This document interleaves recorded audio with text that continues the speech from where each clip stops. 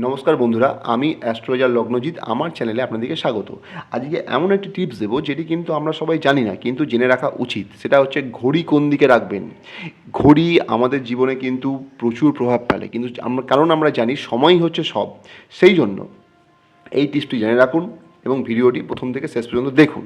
সেটা হচ্ছে বাড়ির ঘড়িতে সব সময় ঘড়ি লাগাবেন হচ্ছে উত্তর পূর্ব দিক করে, মানে দেয়ালের উত্তর পূর্ব কোণ করে সবসময় ঘড়ি লাগাবেন। কারণ এর পেছনে যে ধারণা পোষণ করা হয় সেটি হচ্ছে যে গ্রহদের রাজা সূর্যের উদয় এই দিকেই হয়।